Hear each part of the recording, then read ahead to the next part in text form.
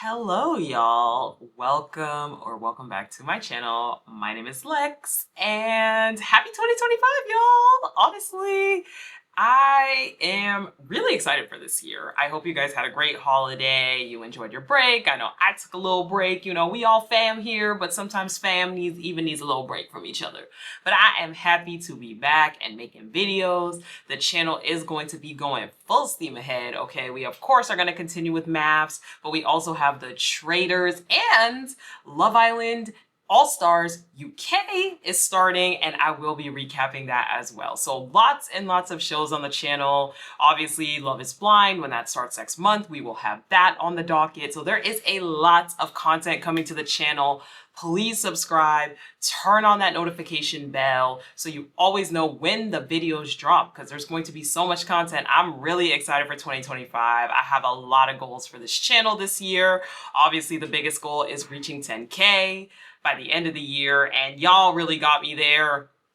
I gained over 4,000 subscribers in a matter of like not even 4 months. So I know we can get there on this channel. I'm just so excited for the new year. I really needed the little break from creating, but yes, as you guys can tell, I am happy. So please, please, please, please consider supporting the channel. Also, I want to start off with I got a super chat, and you guys do not have to do that. So thank you, thank you, thank you, thank you, thank you. Let me pull your name up real quick because I don't want to get it wrong. But you guys do not have to ever send me extra money. That is so appreciated, and I am so grateful.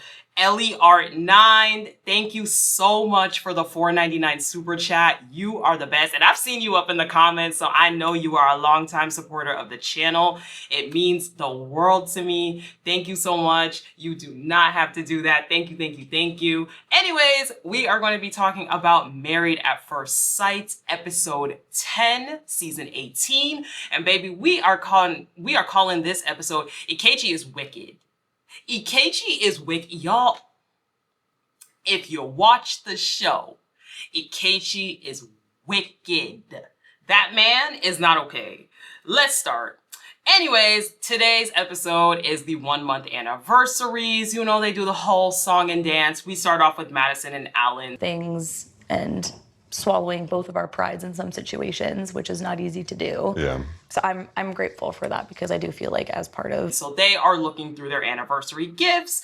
You know, they're looking through the photos. One thing I picked up is that Allan is giving her those compliments, telling her that she looks gorgeous, she looks beautiful. If there's one thing about Allan, he is going to implement the things Madison says. I feel like we see that he implements them quite quickly. But again, I would like for Allan to speak up a little bit and give us a little bit of what he needs as well.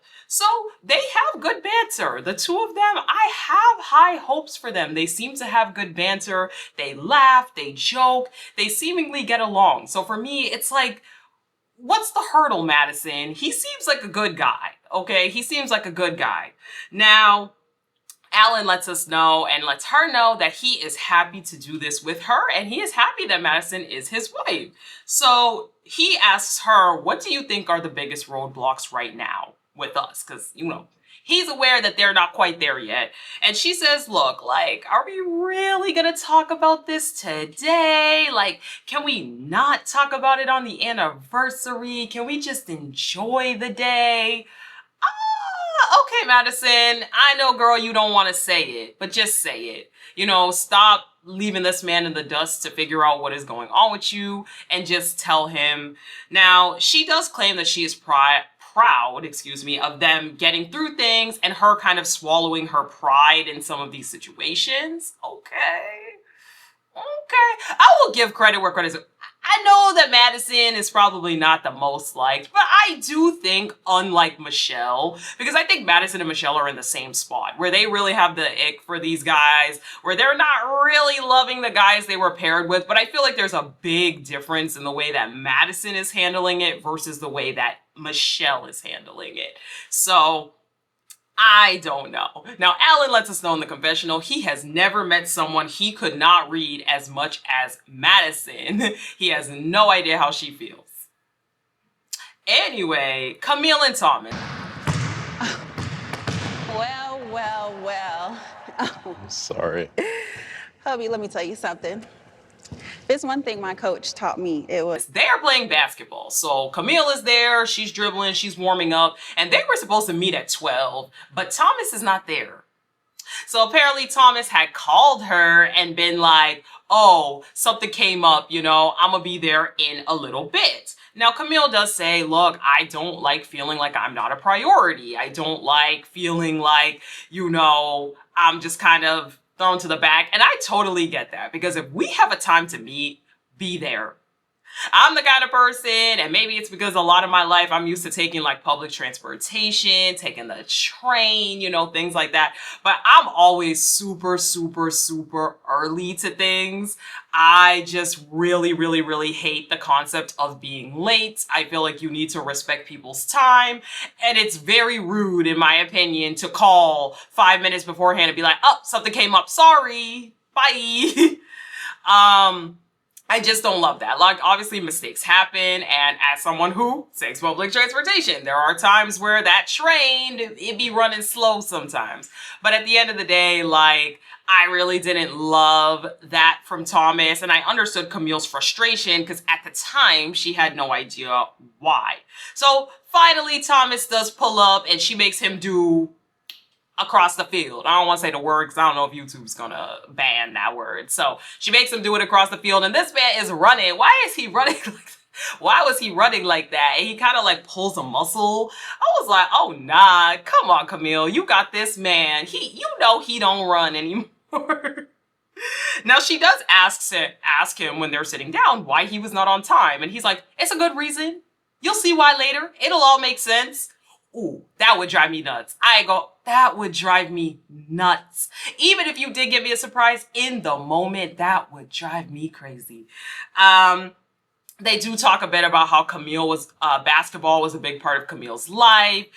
She looks up to her dad. And then I'm gonna be honest with y'all, my DVR cut out, y'all. I don't know if there was more to this scene. And even when I tried to go back and rewatch it on the app that I use, it just wasn't there.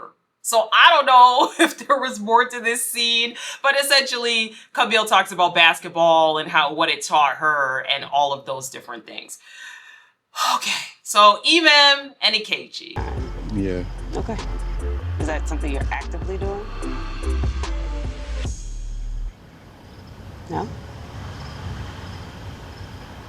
They're having a picnic. You know, she set up the picnic, you know, she's talking all about it. Ikechi's like, most deaf. Not a thank you, not a wow, this is nice. She has the painting set up, there's a little basket of food, you know, all of this. No thank you, no nothing. Ikechi still has an attitude. Talk about holding a grudge. How many weeks are you gonna hold this grudge for? So anyway, he's really quiet. You know, Ikechi gives a whole bunch of nothing. He says nothing. She's like, so are you okay? You're really quiet. He's like, I'm just enjoying the birds. I'm just enjoying the scenery. Everything he says is with such an attitude. It's like you can't ask this man one question without him having a little attitude on him. Sassy. Oof. So she's like, you know, trying to open the champagne bottle. And she's like, this is really going to be a struggle because she has nails on. And he's like, oh, I'll help. Meanwhile, he saw her struggling for like 2 minutes to open the bottle and didn't offer. Like, I don't know, y'all. If I'm trying to open something and my husband sees me struggling with it, he's like, let me get it. Immediately. Like, he would have just sit there and watched me fiddling with it for 2 minutes, knowing that he could just open it. So I don't know. Again, it's the little things. It's really the little things that show the lack of respect this man has for her. He's disgusted. So they start to talk a little bit, and Ikechi says something. He's like, well, you know, this is nice. They start to paint or whatever, and he's like, well, the score at halftime doesn't determine the ending of the game, so maybe there's a change. And she's like, okay, I guess that's one way to look at it. And he's like, so what's the other way then? Again, sassy. She's like, well, being an active player. He's like, all right, volleyball player. So they paint, and she's trying to joke around, you know. He's telling her, he's like, well, you could put less water on the paint so it's darker. Again, fine. It would have been fine, but it's the tone he uses. It's the attitude. Again, this man is disgusted by this woman. It's actually sad. And by disgusted, I mean jealous. because Ikechi's jealous of her. Ikechi is so jealous that this woman is successful and he's not, and it makes him feel threatened. And we gonna see that later on. But she's trying to joke around. She's like, look at my art. Like, you know, people gonna buy my art. He's like, yeah, people gonna buy from you. It's just, damn. Oof, it's hard to watch, y'all. So he says that he hopes to celebrate each day at a time. And she's like, oh, is that something you're doing now, you feel like? He kind of shakes his head no. He says nothing. And so Eman is like, no? No? And again, the way Ikechi is, I could totally understand if you're on the other side of things. He doesn't answer. This man mumble talks. He barely answers. Even when he shakes his head, it's one little shake to the point where you can't even see it. So I can understand being Eman literally trying to be like, what are you saying? Like, I can't hear you. He's like, sorry, I had something in my tooth. So Ikechi in the confessional says that he feels like his answers are never good enough for Eman. And sometimes people want you to have the exact answers that they have, so they can't just take what you give them. I don't know. For me, it's like, come on. Come on. Ikechi, we have cameras. This man literally acts like there is not a camera watching every single situation that is going on. And the level of anger and aggression, again, the nerve this man had to call Eman aggressive, when all the aggression, anger, passive aggressiveness, the snapping at this point of the episode has been from him. Wicked. Wicked man. Michelle and David did not think this is where we would be for our 1 month anniversary. Do you feel that I have to ask you? Well, I feel like I ask all the questions and you never reciprocate. So we get a diary cam of Michelle saying that they're going to meet at David's parents' house and then head to the restaurant because he's over there right now. So they go to a sushi restaurant. Now, David, why you ain't wear nice clothes? David kind of pissed me off this episode. I ain't gonna hold you. David kind of irritated because David, come on. This is your 1 year anniversary and you still got the flopped over puff. You still got on the pullover with a little zipper, jeans and sneakers. Come on. Come on.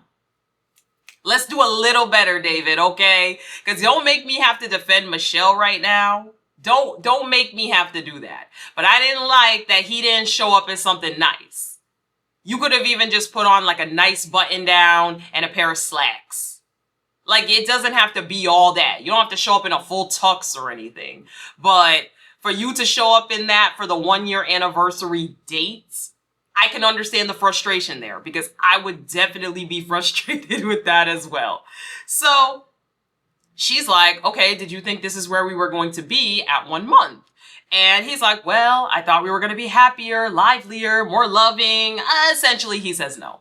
But he does say that he's really, really trying to make her happy. Michelle gets frustrated immediately. She's like, you're going to kill yourself trying to do that. Like, I am the only one that can control my happiness. You don't have to keep changing things to make me happy. All right. So he's like, okay, so what does make you happy though? Like, do you know? And she's like, of course I know. My family, being around people I love, my pets. He's like, okay. She's like, well, I feel like you never really ask me anything. Like, I feel like you never really ask me how my day is. You don't really like try to see things about me. And he's like, I'm gonna be honest. The reason I don't ask you things is because you shut down if you don't like the answer that's given. If you don't like what's said, you shut down. And for me, that's a lot. Okay. I kind of understood where David was coming from. I do think we have seen examples of that with Michelle. There's even been previous episodes where David has tried to dive in and ask a little bit about her family, ask a little bit about things, and she's like, why do you want to know that? But at the same time, I do understand where Michelle is coming from, where it's like, you don't want to have to always prompt your partner to ask you how your day is, how things are going, you know, how it is. Like, I see both sides of it and I see the frustration on both levels. They clearly have different communication styles, you know, and even in this conversation, we do see Michelle get frustrated and shut down. So again, I see where David is coming from as well. So at this point, she's like, okay, are you happy? And David's like, if I'm being completely honest, I'm frustrated because I don't know what lane to go down with you. I don't know how to approach things. And again, I see David's point of view because, again, there's nothing that David really can do at this point to make Michelle like him, okay? Michelle can give this entire list of things, and no matter what, she's gonna find something she doesn't like because she just has the, like, we've all been there as women, I feel like, where we've just had the ick for a person, and it's like, it doesn't matter what he does, it doesn't matter what he brings to the table. The problem with it all is that, like, they're still continuing. Now, some of y'all wrote in my comments that I guess Michelle or David, one of them was on after party and said that Michelle tried to leave twice and they told her no. So, okay, that puts a lot more context into this whole thing. Because Michelle does say again, you know, since there's no connection, she doesn't feel like she's going to be able to move forward. And so at that point, I thought they were done. I was like, oh, we finally done with these two, but it doesn't seem like that is the case. So now he says for him, look, there is only so much that he can take. Will there ever be a connection? Like at some point or another, I can't keep trying and I can't keep giving and there's nothing. And there you go, David. You know, love yourself too. You know, you don't have to keep going and going and going for somebody who does not want to keep going and going and going for you. Now she says she is trying and he's aware that she's trying, but at this point he needs more. And I understood that. So Carla and Juan. It was kind of even like sucking out my creativity. It's like kind of nice to now focus on like how I want to expand my business. So what is your plan now since you don't have a job? Juan brings Carla to like this warehouse. I ain't gonna hold you, I don't know what Juan does for work, and neither does Carla. In the confessional, they're like, do you know what Juan does? And she's like, well, he works very hard. I did not understand what he said he did. What I got out of it is that they rent out part of the warehouse to other like creators, like I guess like a kind of workspace. And then he does something with cabinetry and wood and anything that needs to be done. I didn't know if he was doing it for housing. I'm like Carla, I don't know what Juan does. So Carla's like, I have some news. And Juan's like, okay, I'm kind of scared. And she's like, I left my job. And Juan's like, huh? I also was like, Carla, what? What do you mean you just left your job out of nowhere? Now, he's like, wait. Explain. She's like, well, I felt like being at that job, I realized I can't be managed, you know? I felt like the creativity was being sucked out of me. I felt like I wasn't able to be to my full potential. So I just realized that it was time to focus on my own things. I was a little with Juan on this. I gotta be honest. I was a little with Juan on this because you don't have an apartment and now you also don't have a job. So what are we doing, Carla? What are we doing? So Juan's like, was it mutual? And she's like, yeah, it was mutual. You know, I'm just ready to focus on my own business. So Juan's like, okay, so what is the plan now since you don't have a job?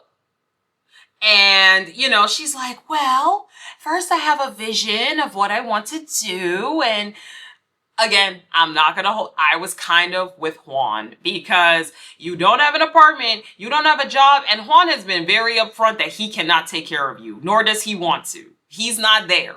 He is not there. And I don't think in this experiment, you should have it to immediately jump into taking care of your partner. So I had a lot more questions. Does she have money saved up? Like, are these other businesses profitable? Are they making money? Because look, I'm all for working for yourself. Baby, I'm technically an entrepreneur myself. So I get it. I understand. But it's just like, what is the plan? Because you can't really spring that on somebody. And it doesn't help when you don't even have your own place right now either. So in the confessional, Juan's like, look, you could be ambitious with things. You could have these goals, but you shouldn't be stupid. I agree with that. Not everybody needs to be a business owner. I 100% believe in that, because I think when this whole boom happened a few years ago where people started dragging 9-to-5s was crazy, because not everybody can run a business. Not everybody knows how to run a business. Some people need a structured job, a structured paycheck, need a, hey, you're going to come in at this time to this time and you're going to get a check. Running a business, running a YouTube channel, doing content, even all of these things, or even any other kind of business, they all require a lot of discipline, a lot of planning, and a lot of not being profitable for a very, very long time. So it's not for everybody. So I understood Juan's fears, especially as somebody who runs businesses and has let us know he's not profitable, and in fact, he's sinking money. So I don't know, Carla. I don't know how I feel about that. So back to Eman and Ikechi. Would you like to check this out with me? Yeah. I'll do this. They make it back to the apartment and they have the vows and the album from the experts. Now, Eman is kind of just awkwardly looking through the album on the couch by herself while Ikechi's like on a stool. Ikechi acts like it's so dangerous to even sit on a chair next to Eman. And I don't like what Ikechi's doing. I don't like what Ikechi's doing whatsoever. Because this man is making some serious allegations about this woman. Whole time, he was the one initiating a lot of it. And I don't like that. I really don't like that. As a black woman, seeing that being done to another black woman, I don't like that. So Ikechi claims in the confessional that he does not want to fight with her, but he always feels like he has to walk on eggshells around her. Again, we've seen the opposite, Ikechi. You are the one that gets triggered by a simple question. You are the one that blows up over every little thing. You are the one that interprets every little movement as her forcing herself on you aggressively. When have we seen that? Eman has to walk on eggshells around you. So what are you talking about? I don't like Ikechi, y'all, and I haven't liked him from episode 1. Go back and watch I have not liked that man from episode 1 because I already knew where this was going.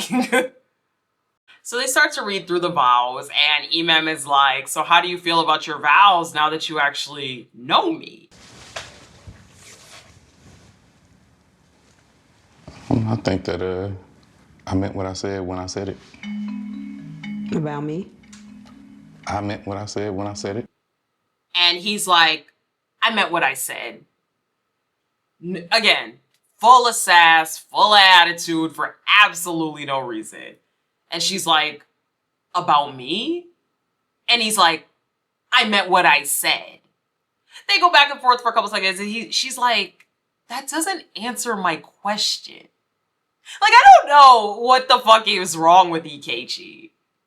And I know people like Ikechi that act like this, where it's like they know they're giving you a hard time. They know that they're a piece of shit. Excuse my language, but I'm just gonna say it. They know that they're a fucking asshole, and yet they, like, give you a hard time on purpose to literally provoke you to the point of blowing up. Okay? Because that's what Ikechi's trying to do. He's trying to provoke her so that she explodes, and he can sit there and be like, yeah, see? Aggressive.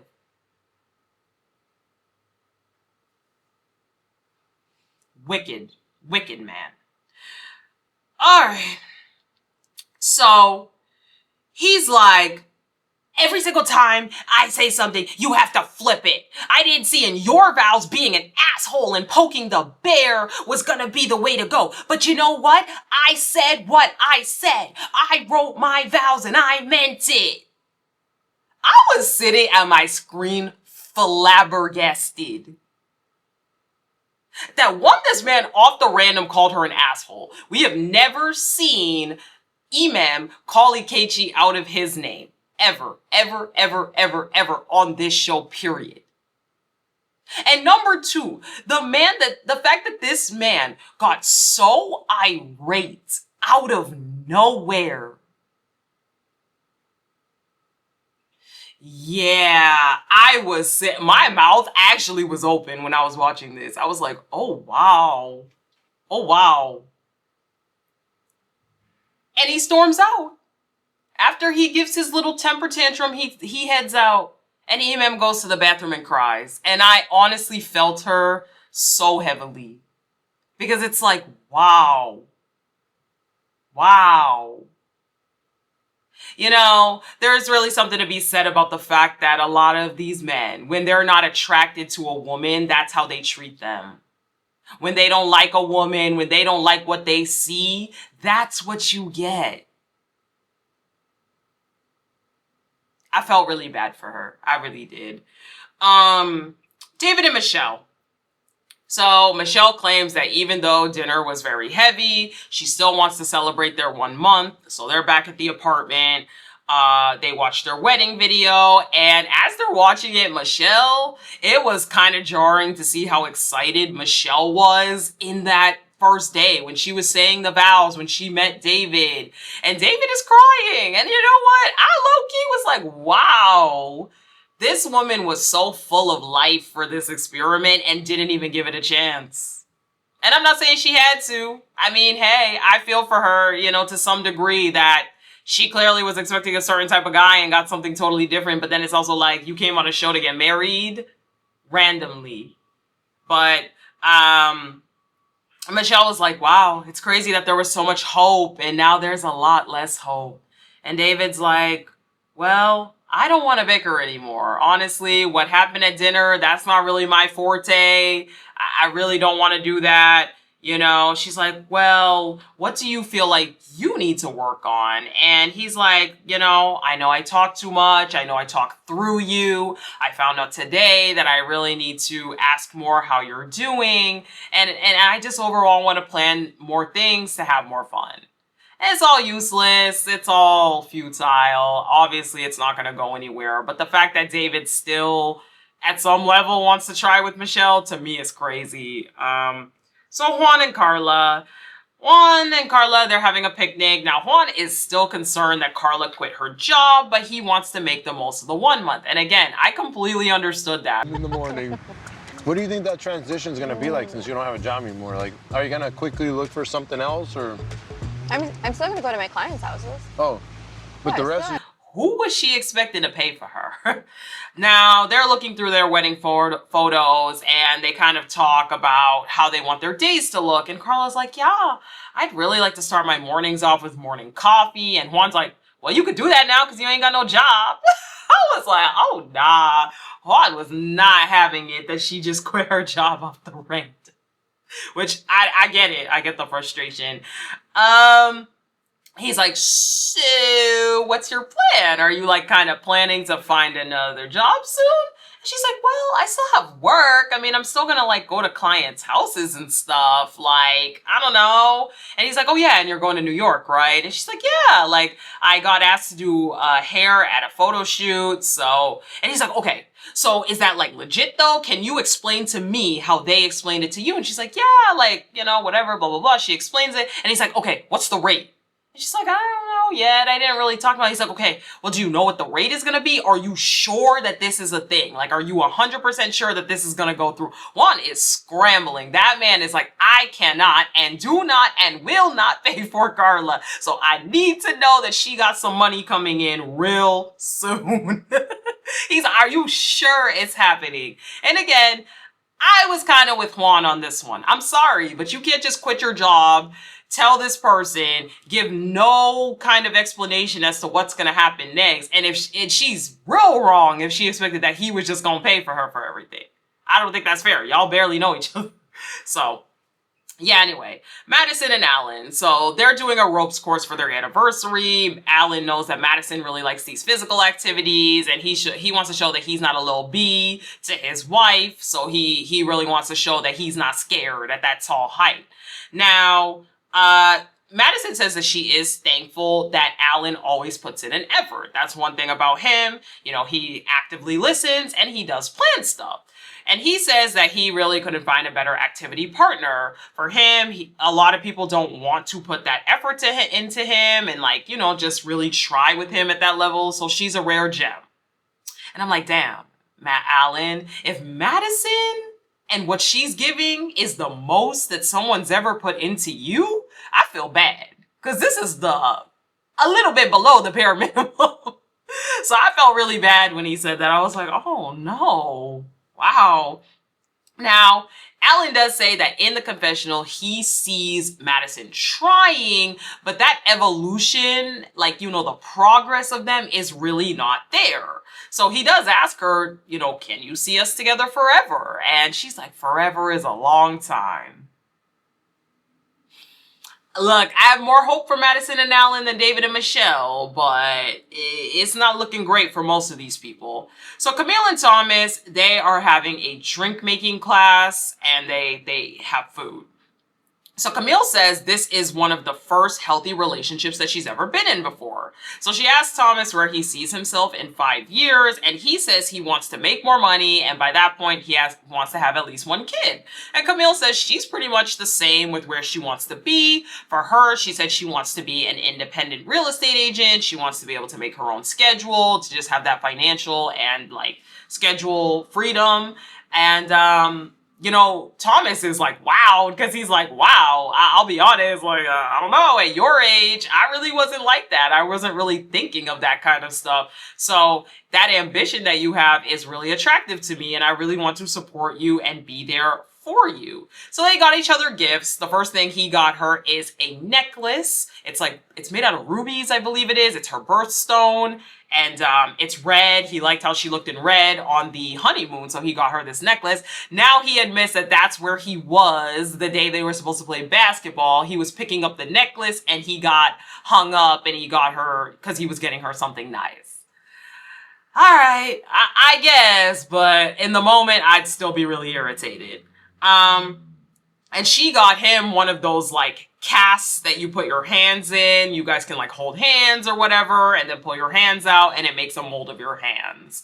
So again, I have hope for Camille and Thomas. I really do think Camille is starting to let that wall down, and I just want to see them win. Because girl, at the end of the day, you and he are very similar. They're, you know, and I'm glad. It really seems like she is coming down a bit on that whole thing. So please give me one couple to root for. So Ikechi and Eman, we get Eman on the diary cam at home by herself again, because this man Ikechi is never with her ever. So at this point, he stormed out of the house. She has tried to call and text him multiple times. Okay, we get the text messages on the screen that she's been trying to send him, but she's been there alone and she's not sure if he is coming back. And it's been 2 days at this point, by the way. I don't know if she said it in this diary cam, but she says it later that it had been 2 days the last time she saw him with no form of contact. All right. So they have the couple's 1 month dinner. So Michelle lets us know that David cannot make it because he can't get off work, but he did get her flowers and leave a note saying that he's unable to make it. Now, Eman says Ikechi did stop by when she was in like a work meeting, and he just grabbed his shoes, said hello, and left.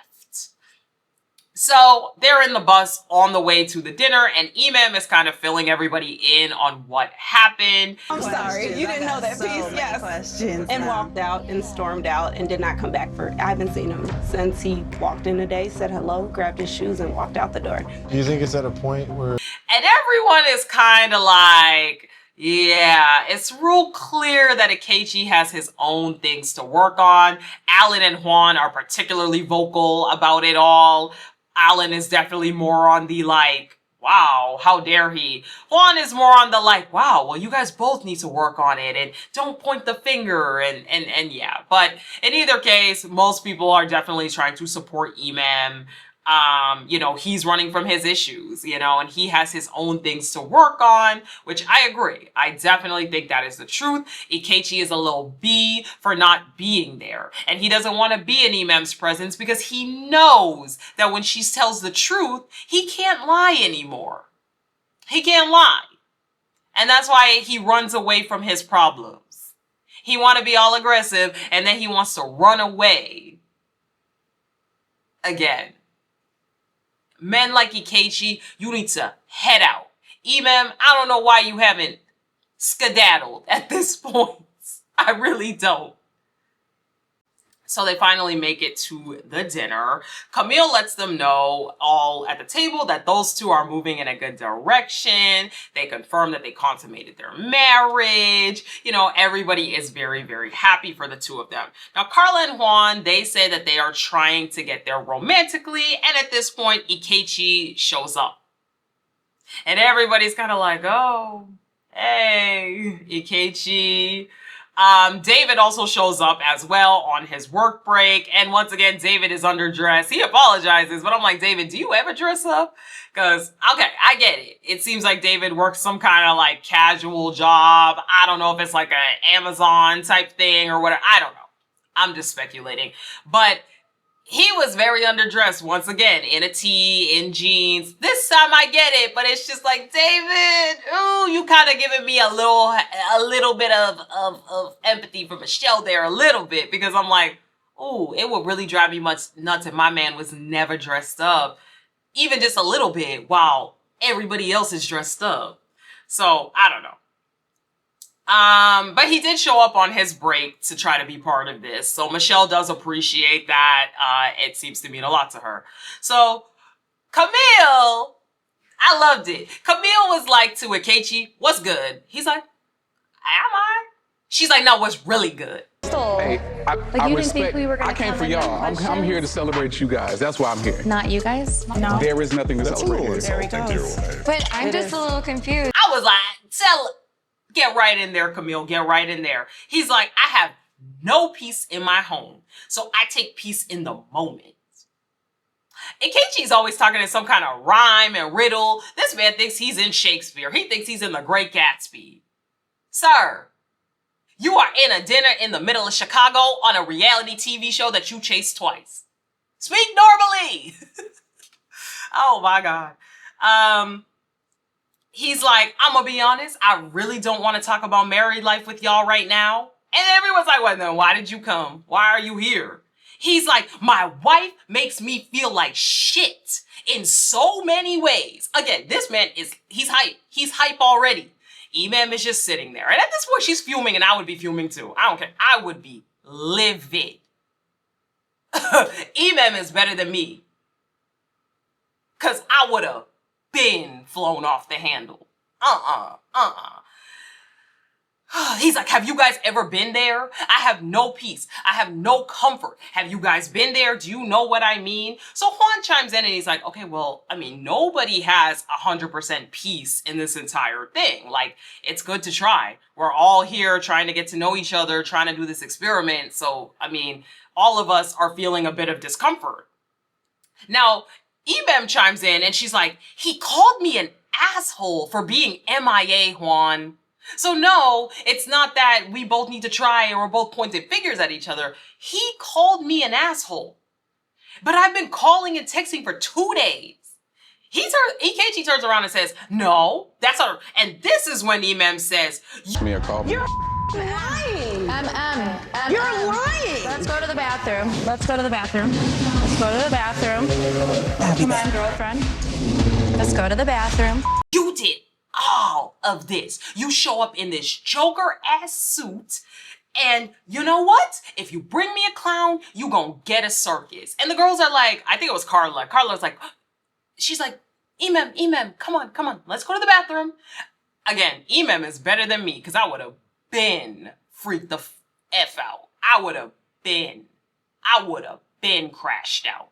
Because,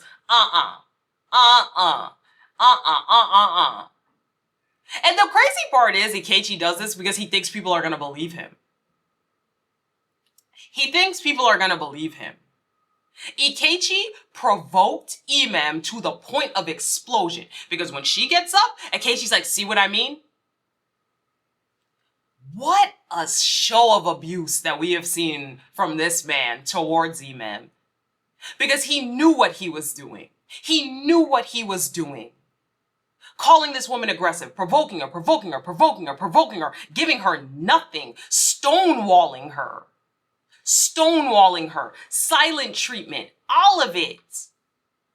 Knowing that dealing with that each and every interaction, every time, chips away at you, chips away at you, chips away. And we have seen Eman stay level-headed, chill, calm, everything. And then the icing on the cake is this man coming and trying to lie on her, acting like she has not tried to talk to him, like she doesn't care about this. All she wants from him is sex. He's just a piece of meat, you know. I get it. I get it 100%. The crash out, I get it. Because there's no way that we are watching this. And Ikechi is out of his rabbit ass mind if he thinks that we are with him. We not with you, sir. None of us are with you. Ooh. All right. All of the girls go to the bathroom and they're just comforting Eman. They're letting her know, don't let that man get to you. Don't let him hype you up. And Eman's like, wait. I was here for a marriage. I'm not here for this show. I'm not here for the glitz, the glamour, whatever. I was here for a marriage. And that's why I'm so upset, because I was here for a marriage. So eventually Eman gets back to the table. As soon as Eman walks in, little coward Ikechi runs out. Story? Yeah. So there's never any disrespect. It's more of just like trying to play devil's advocate, you know, and instead of feeling attacked. Fellas. He runs out. Allan is literally in the middle of talking to Ikechi, because Ikechi tries to apologize to the guys and be like, yo, I wasn't trying to come at you. And him and Allan are talking. And as soon as Eman is starting to come back out of the bathroom with the girls, he runs out mid-sentence as Allan is talking. What? A coward. What a coward. So the producer goes up to him and is like, where are you going? And he's like, you think I'm going to sit next to that? That? This man has a lot of nerve when he looks like a damn hobbit. Oh, baby. Let me stop. Let me chill out. Let me chill out. He has a lot of nerve talking about anybody's looks. He's like, you think I'm going to sit next to that? I don't deal with immaturity. I don't deal with kids. I may not be everyone's cup of tea, but I'm someone's Hennessy and Coke. Here he goes again. Talk like a normal human being, bruh. You're not on a 90s black sitcom. This man swears he's on some kind of black sitcom. Relax. To talk about immaturity and kids, when you can't even sit next to Eman and talk to her? What's childish is running out the minute you see her because you're too much of a coward. That's childish. And cowardice. Y'all, I hate this show. I hate this show, bro. This show made me entirely too angry. So they go outside, him and Ikechi and the producer, they go outside. And he's like, everything changed when I tell her I didn't want to have sex with her. You know, she tried to shove her tongue down my throat and all of this stuff. And I told her to chill on the sex. Everything changed. Here he goes again, making accusations that Eman is forcing herself on him. We get Eman back in the dinner saying, look, like, you guys don't understand that he was the one that initiated sexual contact. He is the one that put my hand in his crotch. He is the one that did that stuff initially. And as I've said last episode, you can revoke consent whenever you want. But seeing someone like Ikechi gives me a strong sign that, again, some days Ikechi's warm and some days he's cold. And you don't know the Ikechi that you're gonna get.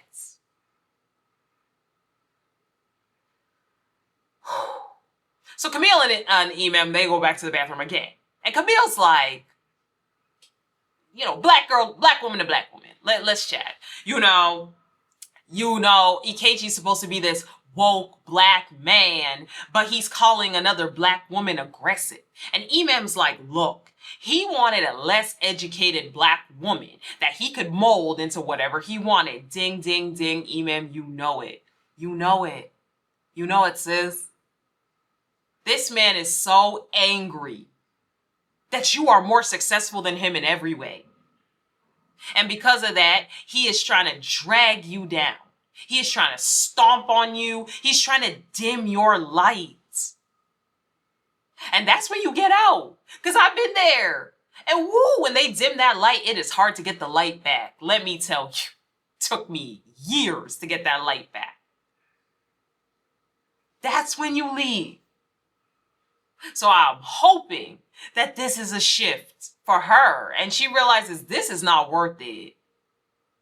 You are a beautiful and successful woman. You could find you someone, Eman. I know you haven't prioritized it because you were working, but you can find you someone. Go date. Go date men at your level, sis. Because this ain't it. This ain't it whatsoever. I lost my notes. So, we get the diary cam of Ikechi moving out, and he's moving all his stuff out, blah, blah, blah, whatever. He says he's not going to be with someone who belittles him, insults him. He says, you see the way she talked to me tonight? Yeah, Ikechi, you called her an asshole first. You called her an asshole first. You were the first one we saw on this camera to call Eman out of her name. So anyway, he says they are married on paper, but the way she treated him does not indicate that they are married. Now, Eman gets home from the dinner. She sees all of the stuff gone. And for her, she realizes Ikechi doesn't want to do the work. He doesn't want to have to look inward at himself.